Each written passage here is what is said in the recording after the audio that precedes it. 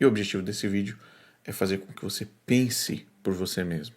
Se você quiser continuar no Adventismo, isso é um problema seu. Eu não pago suas contas, é uma responsabilidade sua com Deus.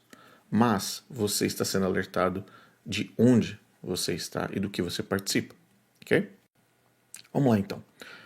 Primeiro ponto, a mentira herética adventista do juízo investigativo, como vocês já conhecem, caso você não conheça, o juízo investigativo é dividido em 3 partes. A primeira parte, segundo Ellen White, todas essas são ideias adventistas, nada disso é bíblico, mas a gente precisa apresentar a estrutura, né? A estrutura é santuário no céu, Jesus entra no lugar santíssimo em 1844, então existe uma data específica no Adventismo, 1844, 22 de outubro, onde Jesus supostamente sai do lugar santo, do santuário celeste, para o lugar santíssimo. Ele entra, ele passa fisicamente de um lugar para o outro, tá? Segundo ponto, Deus agora ele está julgando os mortos e os vivos, e diante, óbvio, dos extraterrestres e dos anjos. Nós vamos ver isso também. E o terceiro ponto é que a questão da decisão do julgamento, ou seja, quem está salvo e quem está perdido, decisões essas que estão acontecendo segundo o Adventismo nesse exato momento. Então, o Adventismo acredita que nesse momento agora, enquanto você assiste esse vídeo, o julgamento para salvação e perdição das pessoas está ocorrendo agora, tá? Agora, é importante dizer que o juízo investigativo, ele determina salvação e perdição, ok? Mesmo se a pessoa estiver viva e continuar viva, o juízo investigativo determina salvação ou perdição. Se a pessoa vai ser salva ou se vai estar perdida, mesmo estando viva, ok? Esse é o ponto mais importante que eu preciso salientar dessa terceira fase que você está vendo na tela. Vamos então por fases, né? Como que nós conseguimos provar que a Igreja Adventista do Sétimo Dia disse e prega que Jesus entrou no lugar santíssimo em 1844, diferente do que é apresentado na Bíblia, onde Cristo entra e senta à destra do Pai, lá no lugar santíssimo, no Santo dos Santos, durante a sua ascensão, após a sua ascensão, após a ressurreição, a ascensão, ele vai lá, se despede dos discípulos e sobe. Na hora que ele ascende ao céu, ele senta à destra do Pai, no lugar santíssimo, Santo dos Santos. Isso é bíblico. Mas o Adventismo no sétimo dia não aceita isso e diz que Jesus apenas entrou, passou do Santo para o Santíssimo em 1844. Como que a gente consegue provar isso, tá? De uma vez por todas, para o pastor adventista não ficar te enganando, ok? Vamos lá. Texto número 1. Ellen White, ok? Vamos usar somente Ellen White, fontes primárias. Assim como o sacerdote entrava no Santíssimo uma vez por ano para purificar o santuário terrestre, Jesus entrou, novamente, Jesus entrou no Santíssimo do Celestial ao final dos 2.300 dias de Daniel. Eles acreditam que em 1844 era uma conta dos 2.300 dias, tardes e manhãs, outra maluquice, para fazer uma expiação por todos os que poderiam ser beneficiados por sua mediação e assim purificar o santuário. Porém, aqui você vê mais uma vez que Ellen White está dizendo que Jesus entrou no Santíssimo Celestial em 1844. Rodrigo, tem mais? Tem mais. Vamos lá, texto número 2. O Senhor, agora já é a visão da Ellen White, o Senhor mostrou em visão que Jesus se levantou, fechou a porta e entrou no Santíssimo no 7º mês de 1844. Mas a posição de Miguel em pé, e ela se refere a Daniel 12:1, para libertar seu povo está no futuro. Ou seja, ele fechou a porta. Percebam que é algo físico, é algo que é literalmente material. Tem uma porta, ou tem um véu, ou tem uma coisa que foi aberta e fechada dentro desse santuário de Ellen White, onde Jesus Cristo ele passa. Então, o Senhor me mostrou, visão, que Jesus se levantou, fechou a porta e entrou no Santíssimo no 7º mês de 1844. E aqui, 7º mês tem a ver com toda a questão do Yom Kippur de 1844, é uma outra história, mas está conectada na visão do santuário de 1844, ok? Então, uma coisa é passar para o Santo dos Santos, 1844, outra coisa, libertar o povo, que no caso seria a volta de Jesus, ok? Tem mais? Opa, tem mais. Vamos mais uma prova, mais uma evidência. Assim, aqueles que seguiram a luz da palavra profética viram que, em vez de vir à Terra ao término de 2.300 dias em 1844, ou seja, a grande decepção? Cristo entrou, novamente, Cristo entrou no lugar santíssimo do santuário celestial para realizar a obra final de expiação como a preparação para a sua vinda. Novamente, está em amarelo aqui na tela para você ver. Cristo entrou no lugar santíssimo do santuário celestial para realizar a obra final de expiação. Lembre-se, não terminou na cruz. Quando Cristo diz tetelestai, ou está consumado, para os adventistas, a palavra de Cristo não vale nada. Porque Jesus Cristo falou, está consumado, acabou, finito. Não tem mais nada para ser feito. A cruz de Cristo encerra o assunto. Não, o adventista não aceita isso. Não, tem uma parte final, uma obra final da expiação. Tem mais, Rodrigo? Tem. Opa, mais uma evidência. Ellen White novamente. Foi-me mostrado visão, que embora o evento tão solenemente proclamado em 1844, ou seja, a volta de Jesus de Guilherme Miller, que ele quebrou a cara, não tenha ocorrido, assim como na destruição de Nínive, e ela coloca isso como algo comparável com Nínive, completamente maluca essa mulher. A mensagem era ainda assim de Deus e se cumpriu o propósito que ele havia designado, ou seja, ele está falando que a decepção foi algo de Deus, que a grande decepção de 1844 foi algo de Deus. Olha isso que pesado. A luz posterior sobre as profecias revelou o evento que realmente aconteceu naquela ocasião. Então, naquela ocasião, quando? Em 1844, 22 de outubro. Nosso grande sumo sacerdote entrou no lugar santíssimo, no santuário celestial, para concluir a expiação pelos pecados da humanidade. Mais uma prova. Pastor adventista, mais uma prova. É isso que vocês estão tentando esconder? Ellen White foi clara aqui. Ela teve uma visão e viu Cristo entrando. Agora vamos lá. Vamos ler Hebreus. E vamos ver quando que Jesus entrou no templo celestial e vamos ver se a obra foi completa ou não. Porque Cristo não entrou em santuário feito por mãos, figura do verdadeiro, porém no mesmo céu para comparecer agora por nós diante de Deus. Nem ainda para se oferecer a si mesmo, muitas vezes, como sumo sacerdote, cada ano entra no Santo dos Santos com sangue alheio. Não é igual eles dizem na crença adventista, que ele está lá agora e purificando. Não, é uma vez só. Não era que nem o sumo sacerdote que todo ano tinha que ir lá ficar purificando. Como o Jesus do adventista está fazendo desde 1844. Está lá todas as vezes, muitas vezes. Não, o texto está dizendo, não, nem ainda para se oferecer a si mesmo muitas vezes, como o sumo sacerdote, cada ano entra no Santo dos Santos com o sangue alheio. Ora, neste caso seria necessário que ele tivesse sofrido muitas vezes desde a fundação do mundo.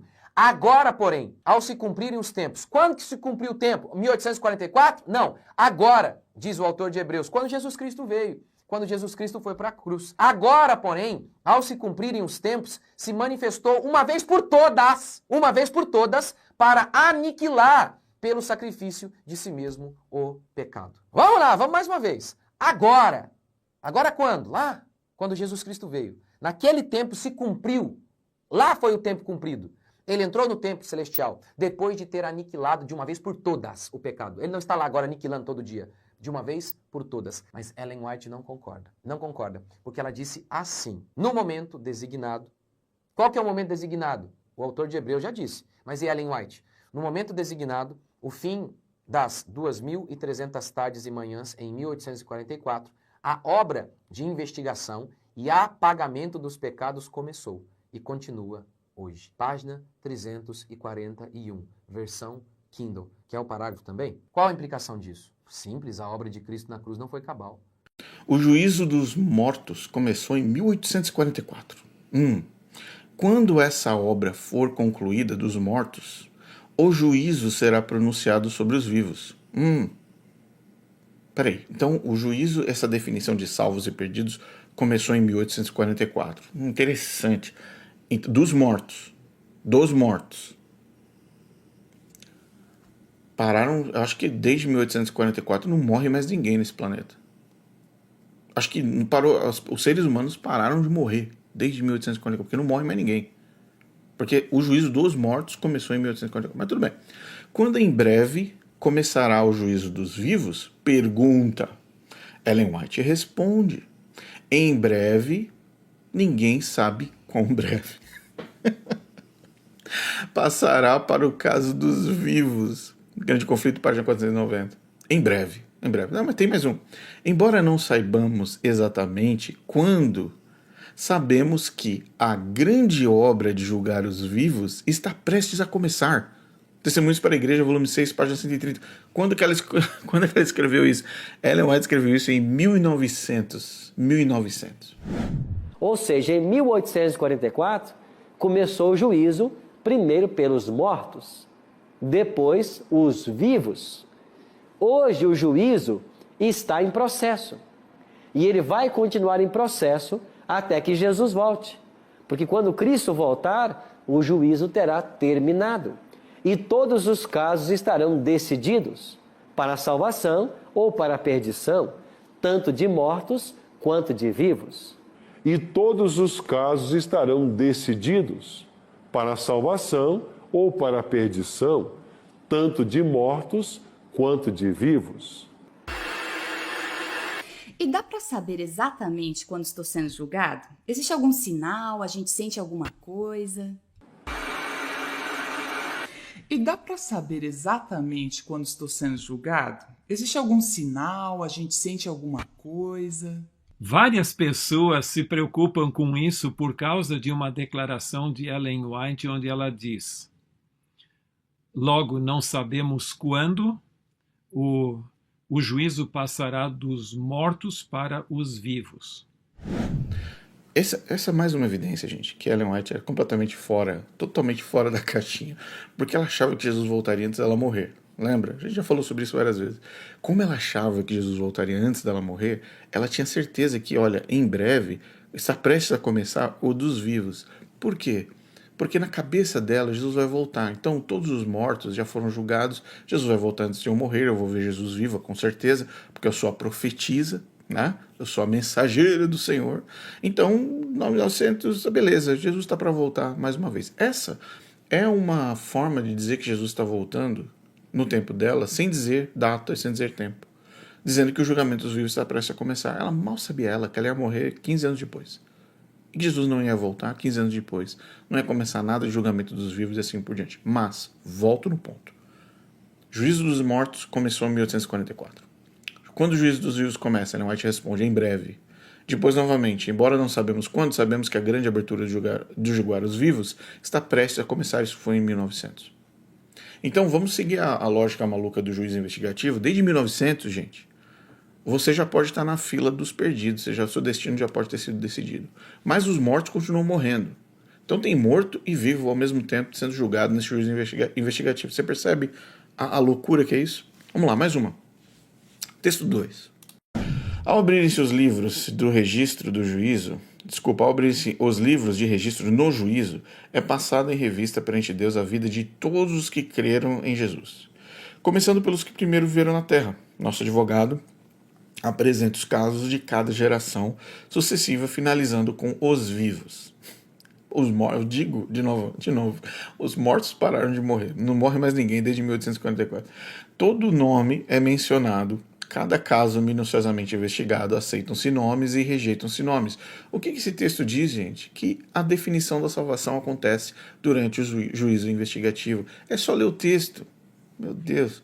Quando alguém tem pecados que permanecem nos livros de registro, para os quais não houve arrependimento nem perdão, seu nome será omitido do livro da vida e o relato das suas obras e boas ações apagado do livro memorial de Deus. Então esse é a mecânica, está aqui explicando. Gente, Ellen White não está deixando dúvida para nenhum pastorzinho adventista.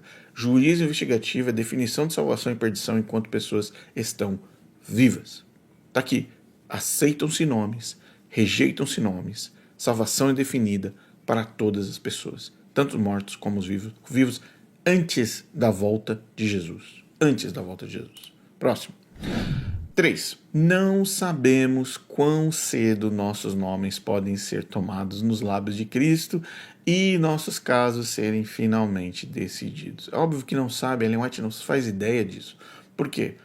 Porque ela criou uma ferramenta, o juízo investigativo é uma ferramenta de medo, é uma ferramenta de controle. Por quê? Você fala para a pessoa: olha, você está sendo julgada, o juízo investigativo está acontecendo. O objetivo do juízo investigativo é colocar você sob controle da organização. Guardar sábado, não pode tomar café, não pode fazer isso, não pode fazer aquilo. É controlar você para que você consiga passar no juízo investigativo. Tá? Então, desde 1900, nós entendemos, segundo Ellen White, que mortos cristãos estão sendo julgados no céu para a salvação ou para a perdição. E também nós aprendemos que desde 1900, Deus está julgando os vivos cristãos que estão sendo julgados no céu. Está aí, para salvação e perdição. Você acabou de ver, dentro do processo adventista. Então nós temos 3 cenários. Cenário número 1, mortos agora estão sendo julgados, a salvação e a perdição sendo definida agora para os mortos. O que, literalmente, é algo que a Bíblia fala: quando você morre, o seu juízo está definido. Quando você morre, acabou, encerrou-se. Então, você morreu, não tem mais como você alcançar qualquer tipo de salvação, perdição, etc. Morreu, morreu. Esperança está quando está vivo, né? Agora, olha, Ellen White fala que o julgamento dos mortos começou em 1844, tá? E desde 1900 e continua, porque, vamos combinar, as pessoas continuaram morrendo depois de 1844. Então, os mortos continuam morrendo, as pessoas continuam morrendo, os mortos estão aí, e agora eles estão sendo julgados. Ao mesmo tempo que os mortos estão sendo julgados os vivos, que estão no céu, desde 1900, que ela falou, está prestes a começar. Isso foi em 1900.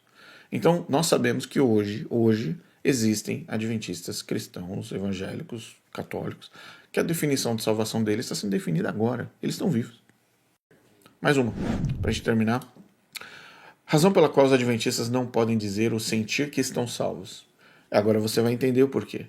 Aqueles que aceitam, Ellen White escreveu, aqueles que aceitam o Salvador, por mais sincera que seja a sua conversão, nunca devem ser ensinados a dizer ou sentir que estão salvos. Nem dizer e nem sentir. Por que isso? Volto no texto dela mesma. Porque não sabemos quão cedo nossos nomes podem ser tomados nos lábios de Cristo e nossos casos serem finalmente decididos. Então, no Adventismo, o juízo investigativo queima, elimina, destrói a certeza da salvação. Por quê? Porque você não sabe se o seu caso já passou em juízo.